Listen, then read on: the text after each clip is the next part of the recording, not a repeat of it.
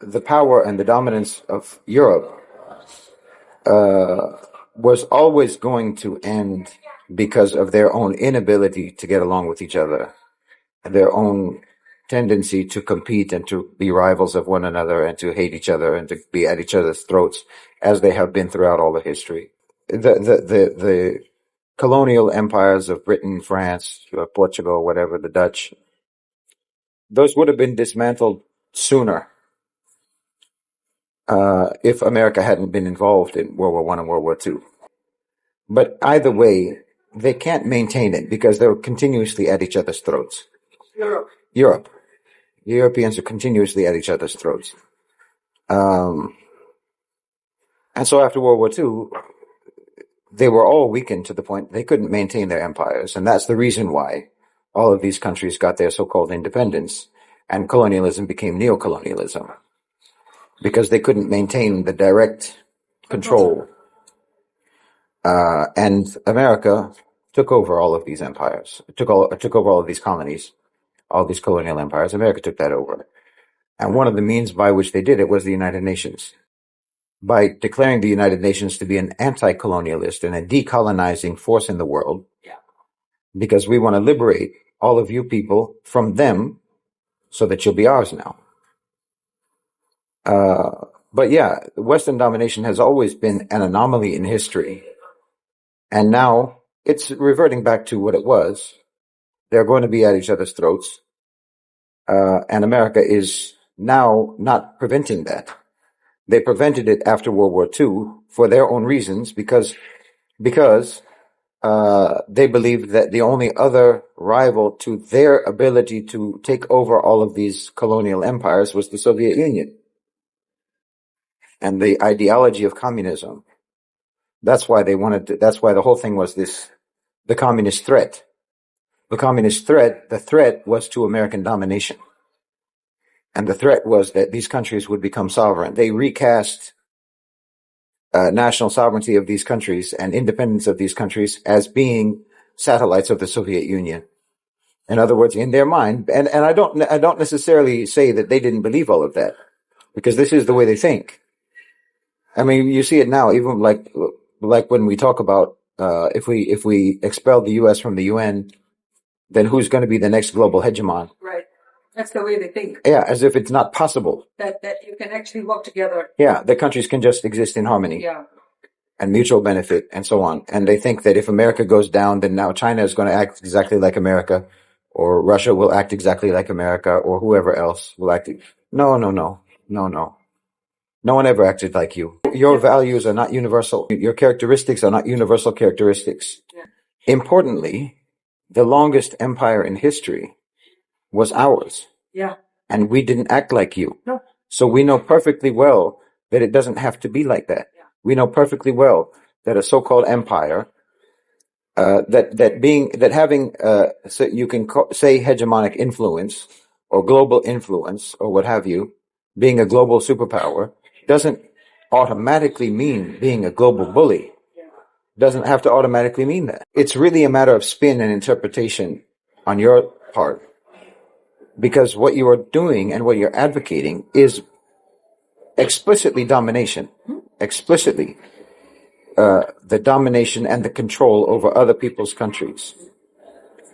But the way that you interpret that, the way you spin that, the way you portray that is to make sure that they won't fall under tyranny. So we have to tyrannize you to make sure that you won't be tyrannized. When Islam spread into other lands, we didn't take other people's stuff. We let you keep your stuff, and all it did was expand our market and the trade. So it benefited you because now you can trade with people you couldn't trade with before. It opened up trade routes for your country. We didn't take your things. If you want to talk about like a tax, say, that was imposed upon the non-Muslims in those countries, the jizya, well, you don't pay zakat. You don't pay sadaqah. You don't participate in the military. So you think you're not supposed to contribute at all to the society? That it's unfair that you have to pay that? Well, because you don't pay anything else. When the Muslims are paying all the time. We pay the zakat, we pay sadaqah, we participate in military campaigns and so forth. this is just you also making a contribution that's special to you as a non-Muslim. The point is that we didn't come in and force anything on you, even if we had to fight.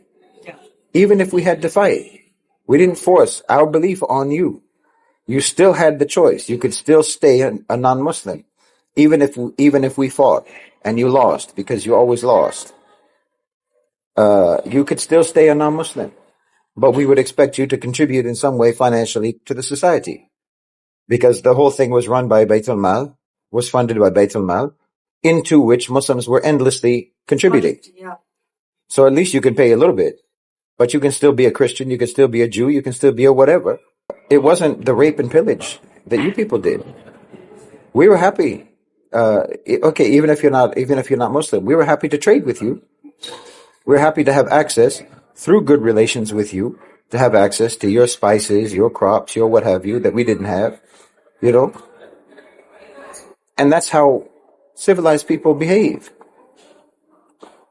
So we know perfectly well that it is possible for there to be a global superpower that doesn't act like you people, because the longest lasting one that ever existed on Earth was us, and we didn't act like that. So I don't have any problem whatsoever if they get rid of the veto power completely, because yes, the Security Council in and of itself is a relic of colonization, that it represents the old belief that should be old and obsolete, but is not, that since most of the people in the world are not white, are not Western, we therefore don't trust that they will know how to make proper decisions. Yeah. In our interest. That means proper decision in our interest. Yeah. So we have to have a body, a board, you know, who can overrule them, because they don't really, you know, protect them from themselves, because they might make decisions that we don't like, which will force us to go to war with them. And that's not in their best interest. So we have the Security Council of all white people, of all Western people, except for China. But China was only there because no one ever thought China was going to be anything. They thought China's never going to be anything. So yeah, if you got rid of the veto, that's fine. Getting rid of the veto power, it does not solve the problem, and it doesn't get rid of the necessity of invoking Article 6 against America. Because what are we going to do about all those crimes? Yeah. The rogue country is still there. Yeah. You know. And what are we going to do about all those crimes? Yeah.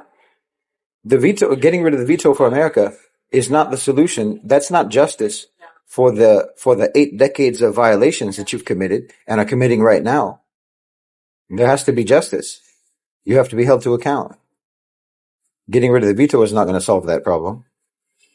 You should disband the Security Council altogether. You know, and that's a thing that could potentially happen at some point. But that still doesn't negate the necessity of activating and implementing Article 6 of the UN Charter. If you don't implement Article 6 against the United States, then the whole UN Charter is a joke, because you have allowed a country for 8 decades to get away with murder again and again and again. It's a death spiral, I think. I mean, first of all, the US offering suggesting 2 African countries to have a seat on the Security Council, basically as observers, where they wouldn't have any right, they wouldn't have any veto power. We'll put you in a high chair at the big boy table. You can be in a high chair in a baby seat. That's basically, it's an insult. Obviously, it's an insult. Yeah. But this goes back to the fact that America, really they're over. Really they're done, because they're so convinced of their own power, and they're so convinced by their own myths and their own legend that they created about themselves, that they also think that everyone else is convinced of it, even as fewer people are convinced of it than there has ever been. Well, what that means is that in their diplomatic and political relationships with other countries around the world, they no longer feel the need to offer anything concrete to anyone. they actually think that all they have to do is cast their glance towards any so-called third world developing country, and they'll just be honored. Wrap it up. Yeah, because they think all the countries in the global south are starstruck. 30 years ago. Okay, I understand. Maybe, yeah. You do run everything, but you don't run everything anymore at all. And you're not even willing to do the work to run anything anymore. That's what I mean. Like when they come to Southeast Asia, all they offer is rules-based order. Right. They don't offer anything actual, anything substantive at all. Nothing substantial. They don't offer trade deals. They don't offer Tariffs. even military equipment. Right. They don't offer technology sharing. They don't offer anything. They literally only offer. Here's the thing. You can do what we say. You're welcome. You'll be part of our team. Right. It's really like the logic of those big corporations who say, Yeah. instead of giving you a raise, we're going to change your title from worker to partner. You're a partner in the company. We're all a big family. Yeah, yeah. The pep talk. Well, yeah, exactly. It's completely empty of any meaning, of anything of any substance. It's completely empty of any substance. That's what they do when they come to Southeast Asia. It's what they do when they go to Africa. Like they make promises and they write IOUs in the air, and nothing ever comes through. Meanwhile, China and Russia and the Gulf are coming through. They're coming through with real things, with concrete material assistance. And America really doesn't think that they have to do that anymore. So they think they're still stuck in this old way of thinking that they think that it's incredibly generous of us to offer Africa 2 seats on the Security Council without any veto power, without any real power at all. Yeah. You They'll know? be so grateful. They'll be so happy. Yeah. Just to be on the table with us. Yeah. You know, It's like the equivalent of, okay, I hate to use this example, but it reminds me of something like this. The analogy would be something like this. If you're an activist who was trying to stop the execution of Khalifa Marcellus Williams, and you contacted a celebrity, a human rights activist type celebrity, and you send them a message asking them to post something, to say something, to use their platform to try to stop the execution of this innocent man. And of course, you don't post anything. You don't say anything. You don't use your platform, but you heart the comment. And you think you've done enough. This is, Africa and the whole global south saying it's ridiculous that there's no African country which makes up about a third of the entire United Nations.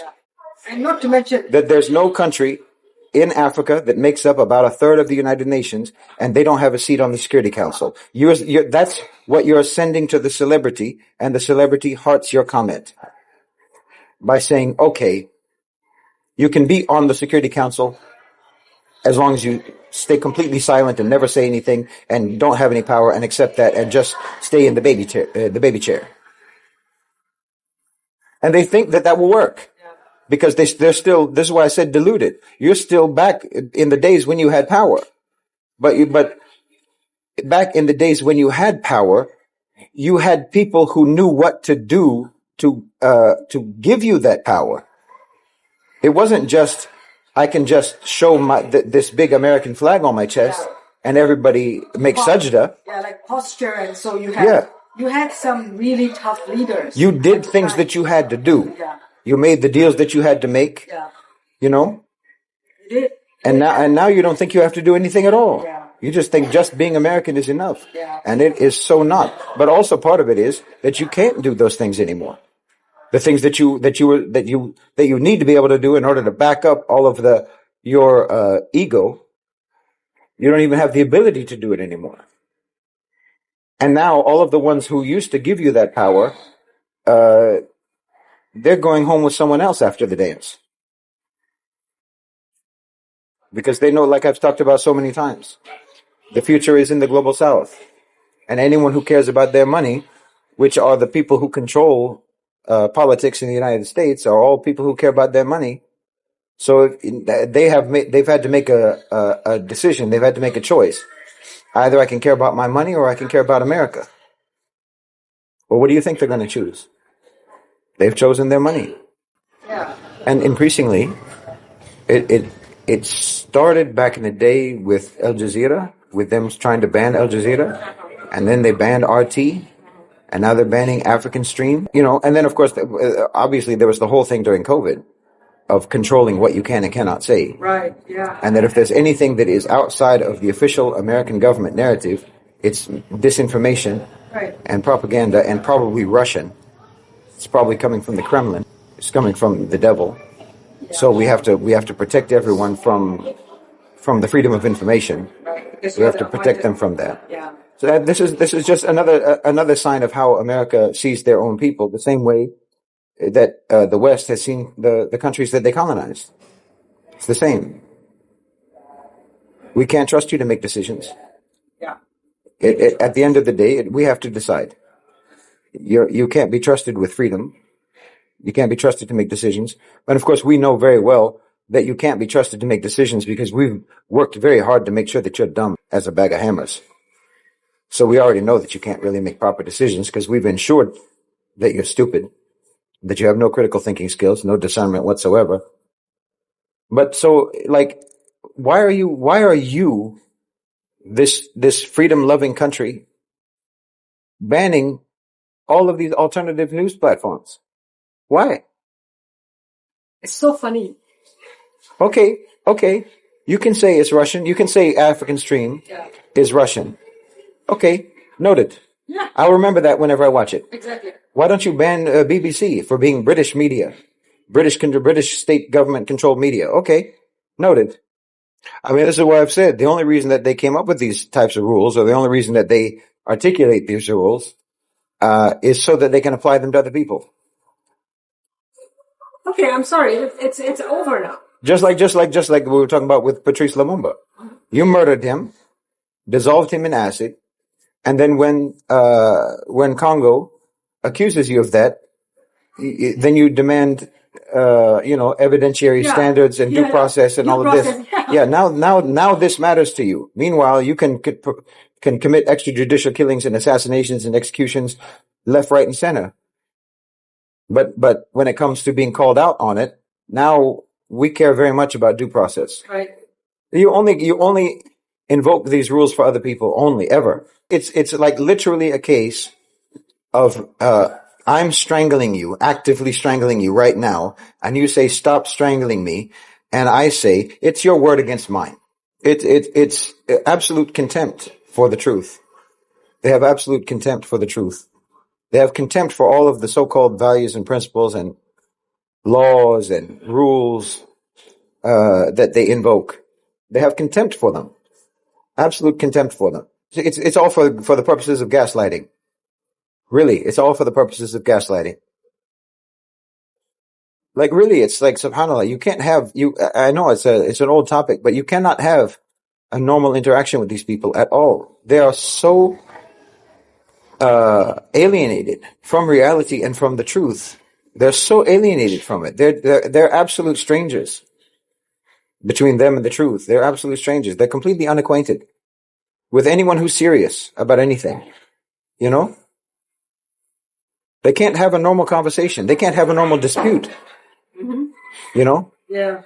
They can't, it's, the dishonesty is endless. It's just an avalanche of dishonesty. Every time. So you just have to not bother with it. You have to not bother with it. This is the only way that you have to discipline these people. By excluding them from all conversations. Yeah. You have to exclude them from conversation. It's just like, I mean, maybe you guys can understand it in this context because you like to go to clubs and whatnot, right? Like, you know, at the exclusive clubs, there's a dress code.